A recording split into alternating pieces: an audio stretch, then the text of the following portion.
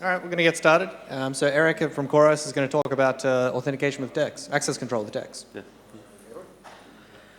Hi, everybody. So my name's Eric. I work at CoreOS on the Tectonic team, and also I am a DEX maintainer, our open source identity provider. So today I'll be talking about our work with Kubernetes and trying to explore Authn and Authz solutions. So today's agenda is going to be, if you're a Kubernetes admin, you might like this. It might be a little dull for the rest of you, but that's okay. And then, so we'll be talking about the Authn and Authz solutions for Kubernetes that are actually inside there. And then we'll be discussing along our journey how DEX fits into this. So first, Kubernetes. So just a brief overview. I'm sure everybody knows this, but it's a distributed application management system. There are, whether or not it's an orchestrator or eliminates orchestration, I know is a pedantic point, but I like to think of it this way. Container-based rockets and Dockers and stuff. And importantly, it has this really powerful API. So it actually accomplishes quite a lot with get, update, delete, and so on and so forth. When you interact with Kubernetes, what you're interacting with is the API and not necessarily Rocket or Docker.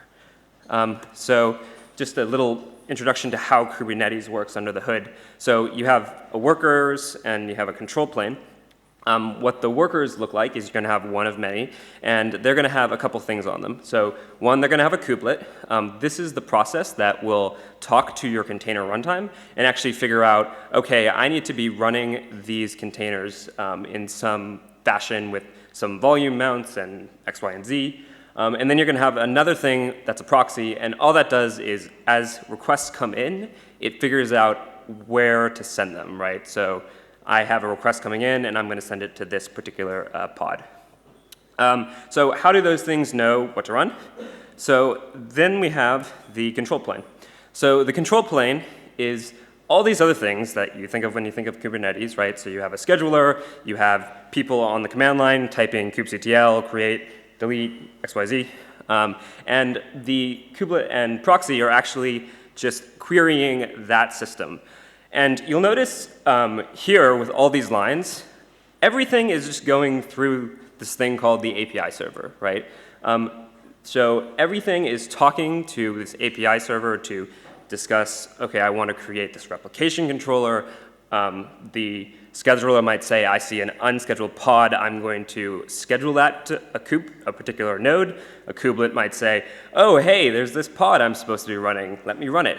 And everything is eventually going through the API server and into etcd. I personally like to think of Kubernetes as an extremely sophisticated way to store and serialize things in etcd in the end. So what this means is that what we're going to be talking about today is how these things talk to the API server and how the API server determines whether or not to let the requests through. So we're not going to be talking about how do you secure your boxes, how do you make sure people can't break out of your containers, or those aspects of security. We're just going to be talking about the Kubernetes user land and how things are talking to the API server. So just to recap, who wants to talk to the API server? Basically everything, right? And if you're doing kubectl from a workstation, you're talking to the API server. If your containers want to talk to the API, you're talking to the API server. If your scheduler wants to schedule a pod, it's talking to the API server. And the way that the way that the API server models authentication or Auth decisions is it has a pretty simple and well-known two-step solution, right? Authn and Authz. Authn is who the heck is talking to me, right? What is this thing that is trying to make a request? And Authz would be, okay, does this thing have the permissions to do what it's asking to do? Kubernetes implements these through plugins. And plugins are not like Git submodules or a CNI plugin where there's another binary. These are purely programming interfaces that are used for people who work on this subsystem of Kubernetes to reason about and implement. So a request comes in, and there is going to be some authenticator implementation of this plugin. The only thing that thing is going to do is get 3 pieces of information about the username, the user ID, and some groups. And these are all strings. They're not complex objects. They're not in the API, for instance. It's just, okay, here's a string that identifies the thing that's talking to me, and here's some additional information about what roles they might be a part of. Then it goes to an authorizer plugin, which decides, based off of this information that I just got and the request that's trying to be made, can I do that? So that would just be allow or deny. And then finally, we have these things called admission plugins, which do very specific like field level things. And we'll get into exactly what those do later. So again, everything must go through this flow. It's not just users, it's every part of the Kubernetes system. So first, we're just going to cover your Authn options, because that's sort of the first thing that your request hits. And it's sort of the usual suspects. You have a X509 cert, so pretty much anytime you start up, let's say you go to CoreOS Kubernetes docs and do vagrant up and just boot something up, it's really just expected that all of your systems, or the kubelets on your systems, or anything that is going to be talking to the API server for a long time, it's probably just using an X509 cert or a client cert. So it's presenting a client certificate to Kubernetes and saying, hey, you trust me, right? You trust this cert, or you trust this CA, so clearly you trust me. It then pulls the username out of the common name. I don't know if you can see that, but this is actually me just inspecting one of the certificates that's generated by CoreOS Kubernetes. And it just says, OK, the common name is kubeadmin. That name is actually really important for authorization decisions. But for now, we'll just say, OK, that's probably kubelet. That's probably the scheduler. That's probably something else.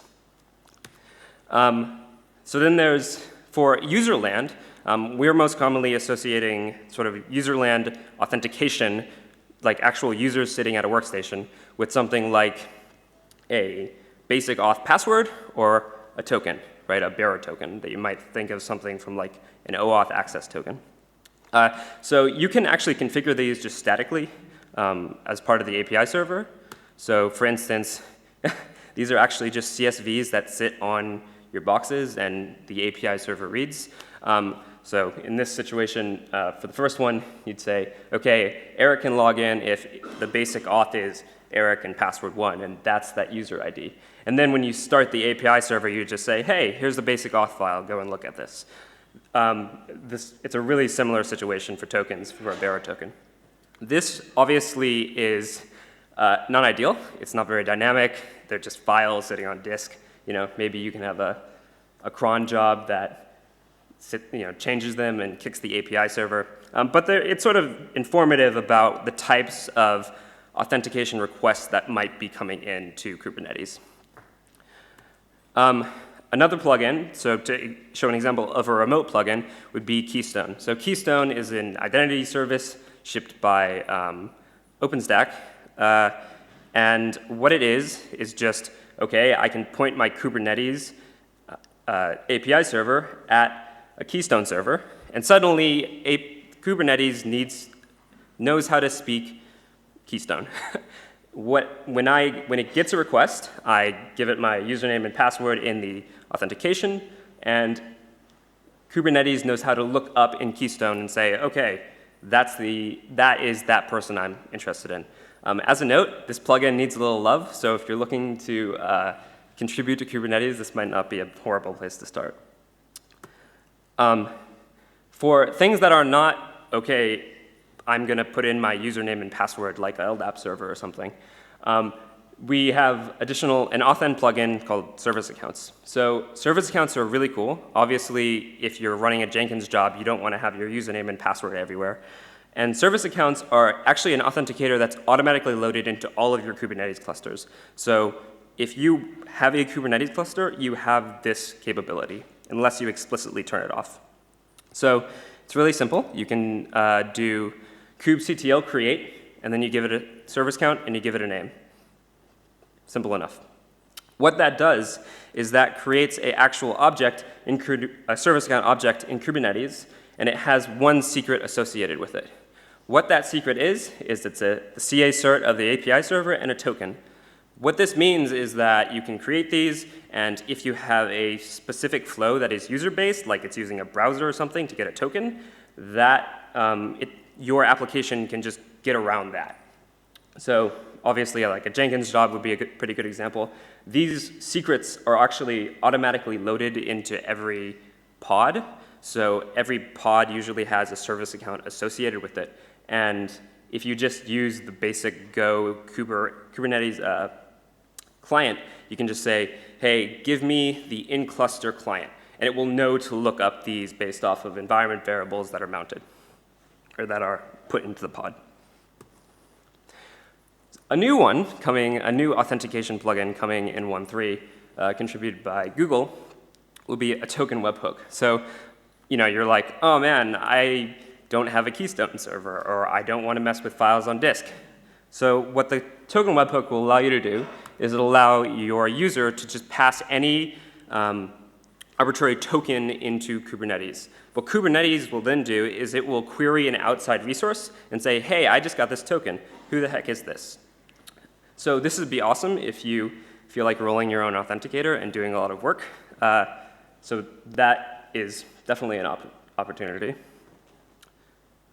And then, of course, we come to my favorite, OpenID Connect. And was there a cheer?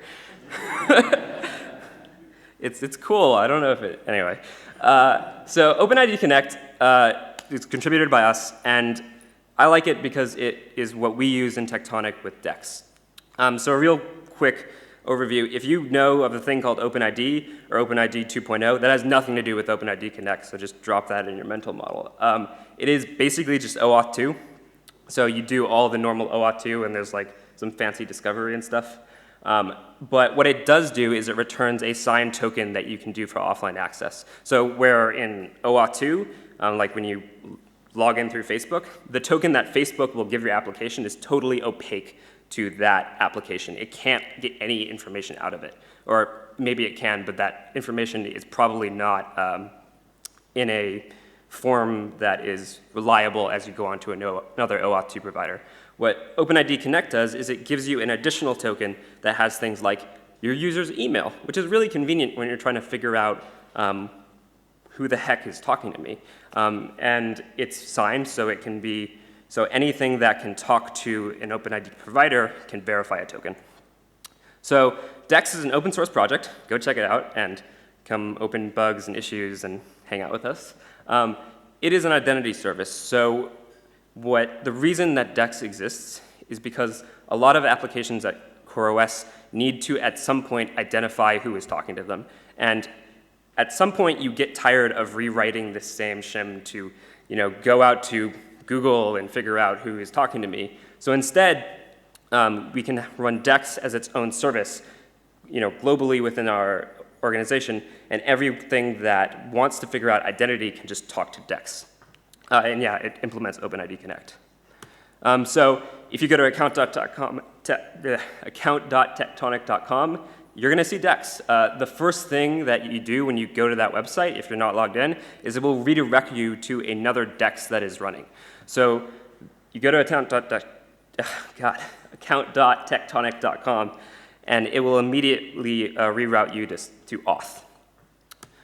So the way that works is pretty traditional OAuth. I go to a website, website's like, who the heck is talking to me? It redirects me to a DEX that is running. I do a little dance with DEX, like I log in with a Google account or I register with a password. And then DEX can now redirect me back to the app with some information about who I am, namely that token.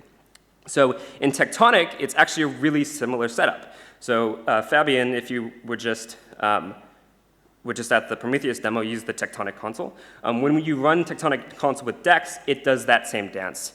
And then finally, what it can do is it can use that token that it gets back to talk to Kubernetes.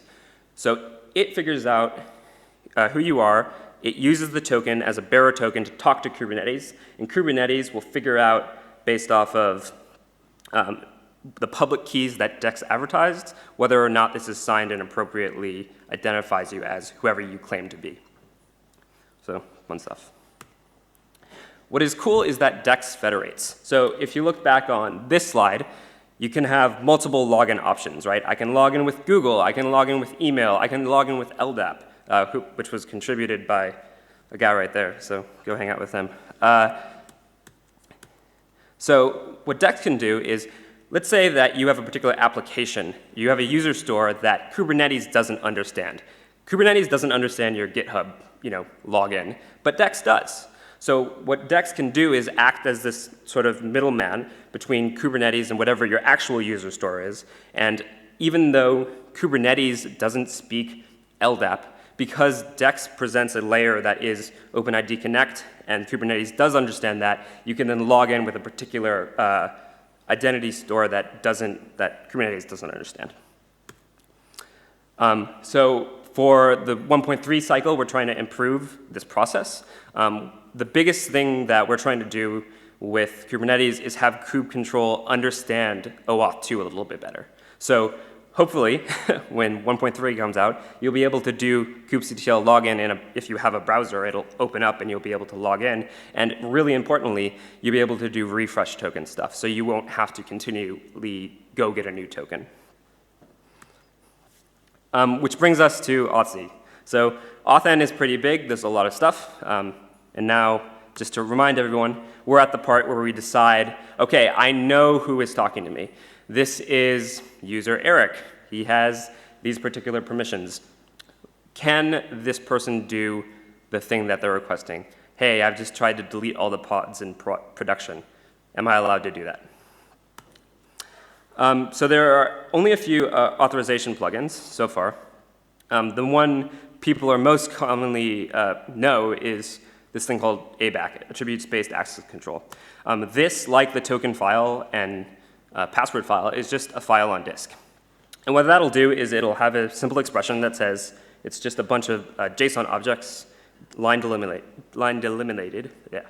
And what it is it says, okay, if a user comes in and their username is Eric, and they are in the namespace Tectonic, and they are trying to do something with jobs and batch jobs, just let them do that, right? So as I add entries in there, it allows my user or particular groups to do something.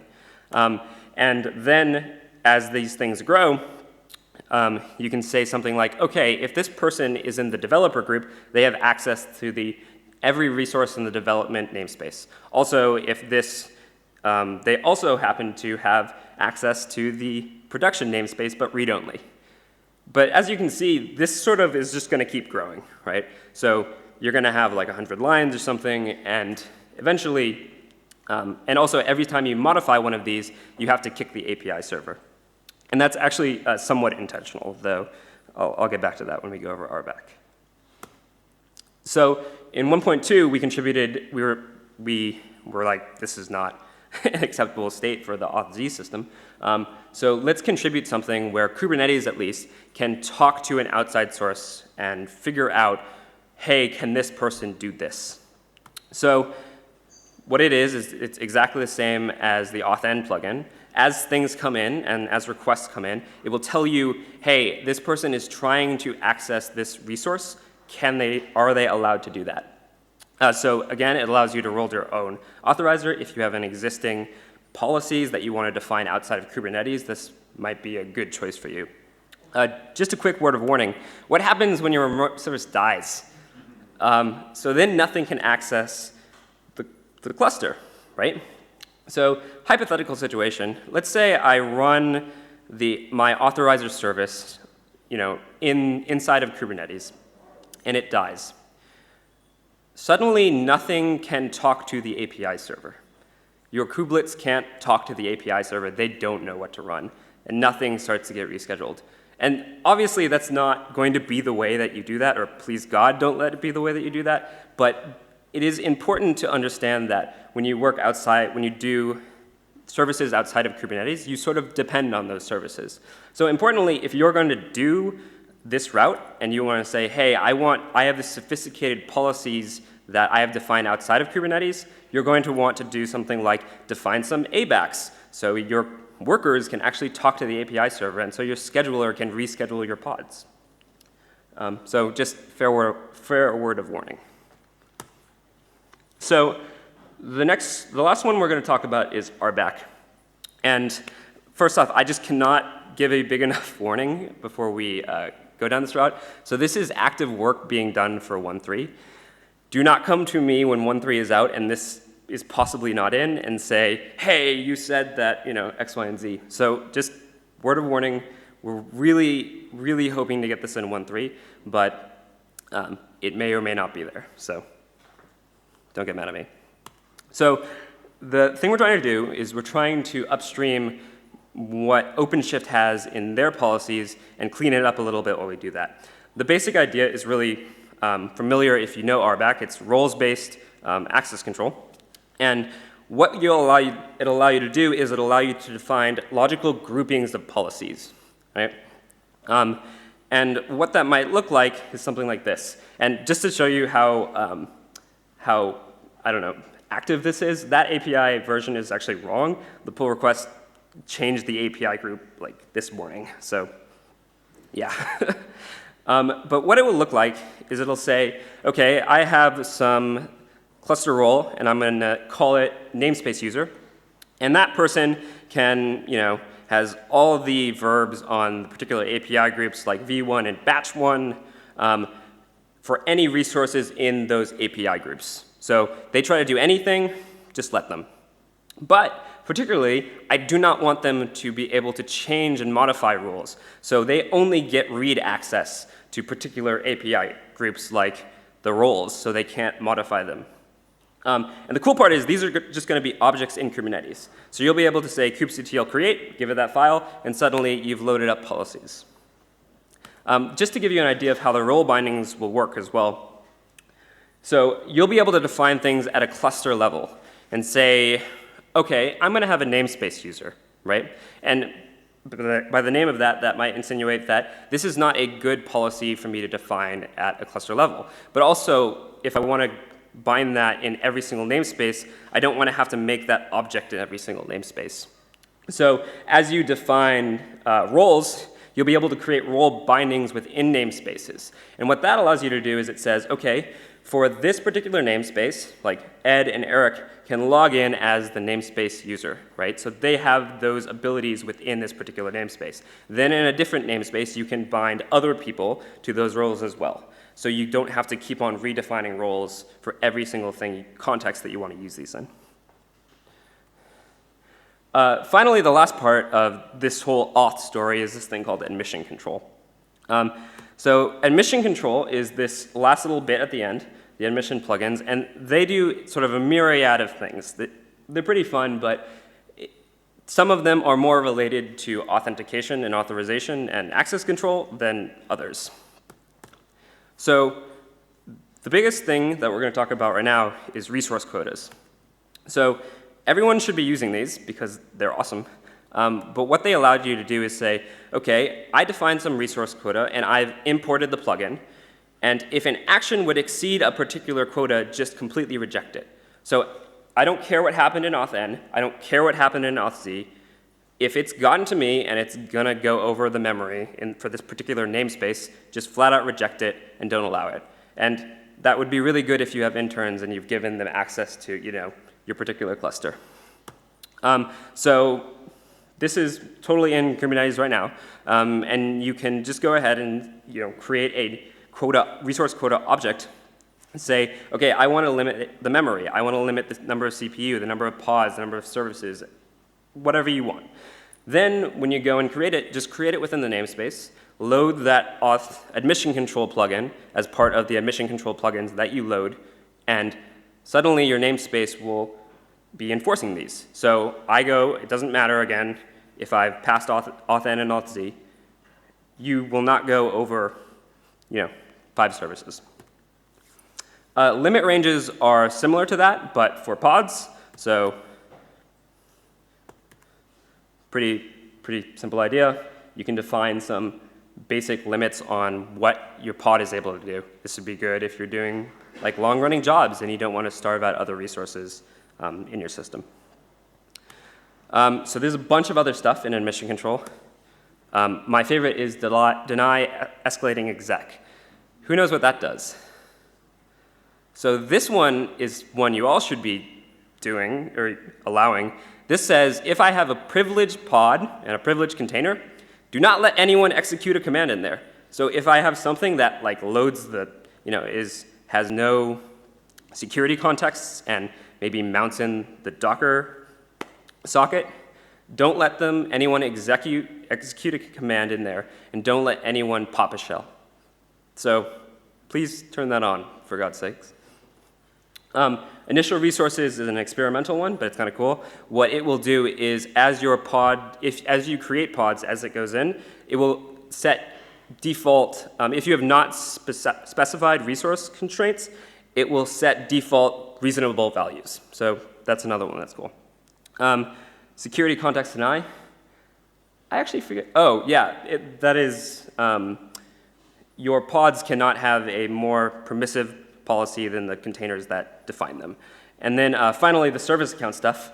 That's the one that actually does the work of adjusting your pod definition to actually have a service account. So if you've not turned this on, then it doesn't matter if you create service accounts. Your pods just won't mount the volumes and stuff like that. In the future, we're hoping to extend this to allow for field-level authorization. So you can think of that as, hey, this person can create pods, but they can't create privileged pods, or they can't create something where the resource is of the CPU or over this particular amount. That's work to be coming. It most certainly won't get into 1.3 in a real way, but we're hoping to sort of explore that in the future and figure out how to express that and hopefully tie them to the policies that we're adding with RBAC. So again, we have some we have an authenticator plugin. Dex implements one of those, implements one of those interfaces, so go use that. There's an authorizer plugin, which we're trying to add RBAC to, and there's some admission plugins, which you should at least be aware of, because they have some pretty interesting security implications. So there are a lot of tools for cluster admins. Obviously, Kubernetes is continuing to add more. We saw the conversation with Project Calico and their policies for network and firewalls. And because these policies are pretty small, because these plugins, the interfaces for them are often very small, it is also a very fun place to start if you're looking to start contributing to Kubernetes, right? If you don't add anything with state, like if you want to go clean up the Keystone plugin, or you want to go add a SAML, that kind of thing is maybe a good place to start for someone looking to contribute to Kubernetes. So thank you. That's all I have. And yeah, go secure your clusters.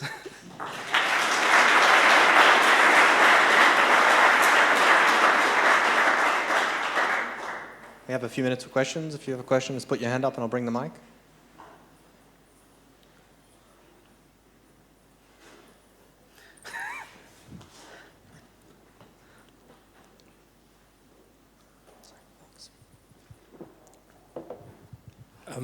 The Authz webhook, what kind of data do you pass in there? Do you pass in just the username and the email, or do you pass in the actual token that you got for authorization or authentication? So because you might be using you might have authenticated with a plugin that is not token-based, the information being passed in does not know anything about that.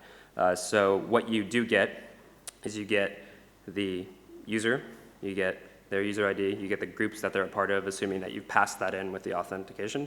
And then what your webhook will get on the authorizer part is that plus the parsed out request. So, hey, this person is trying to get pods in this namespace, so on and so forth. And then you just say deny or allow.